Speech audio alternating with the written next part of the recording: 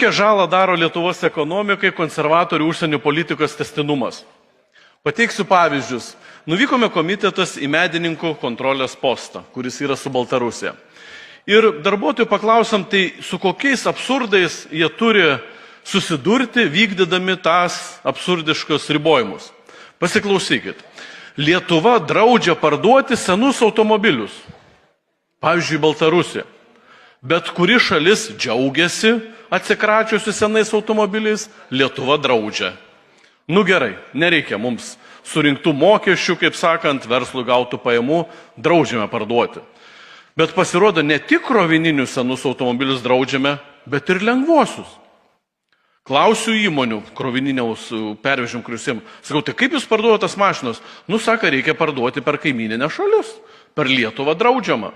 Nu, sako, tarpininkai džiaugiasi, daugiau uždirba. Dabar skaitau muitinės pranešimą.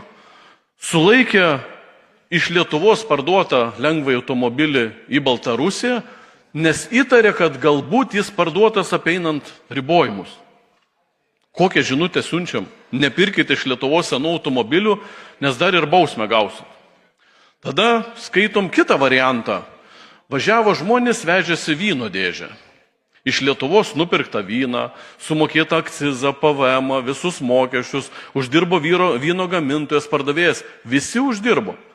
Žinot, bet turbūt tas vynas biški brangesnis ir jis turbūt prabangos prekė. Viskas, draudžiame iš Lietuvos pirkti vyną ir mokėti Lietuvai mokesčius. Vat su tokiais absurdais mes susidurėme. Kitas variantas. Budrys įkišo į ribojimus, kad kuro kiekį bake reikia riboti, nedaugiau 200 litrų. Ir jis tai padarė tyčia, kad jeigu bake bus ne 200, o 300 litrų, kad Lietuvai nebūtų sumokami mokesčiai. Nes kitos šalis, pavyzdžiui Lenkai, tai daro per mokesčio administravimo įstatymą. Ką reiškia? Tu atvažiuoji su 200 litrų, o yra 300 litrų. Tau suskaičiuoja mokesčius nuo 100 litrų, tu susimokė ant sienų tos mokesčius į valstybės biudžetą ir važiuoji toliau. Tai Budrys padarė tyčia, kad tu mokesčių nesurinktume. Tai dabar absurdas toks. Ant sienos arba ištraukti reikia tą kurą, kuris viršė tos kelis litrus, arba apsisukti ir važiuoti atgal. Ir tada vyšnė ant torto. Ankstesnė vyriausybė konservatorių anksčiau, pavyzdžiui, per šį pasienio pusto pravažiuodavo 300 automobilių, 500 automobilių. Tada jie pasakė, politinė valia per medininkus turi pravažiuoti 70 automobilių. Va daugiau negalima. Ribokim srautą. Na, kažkokia logika būtų, jeigu iš Baltarusijos ribojam, labiau tikrinam, labiau žiūrim, yra logika. Bet pasirodo politinė valia riboti iš Lietuvos išvažiuojantį transportą. Irgi 70 automobilių krovininių. Tai mūsų visi verslininkai priversti važiuoti per Lenkiją, per kitas sienas ir vežti krovinius. Nes per Lenkijos tokį postą pravažiuoja 500-600 automobilių. Ką daro Lenkai?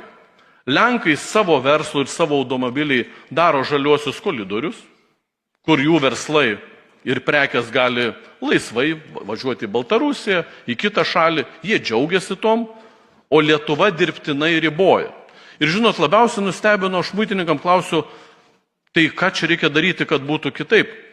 Na, jų labai geras atsakymas buvo. Jeigu bus politinė valia, kad Lietuvos verslą ir eksportą reikia neriboti, išvažiuoti iš šalies, o kaip tik kaip Lenkai duoti žaliuosius koridorius, lengviau išvežti, tai muitininkai tą ir darys.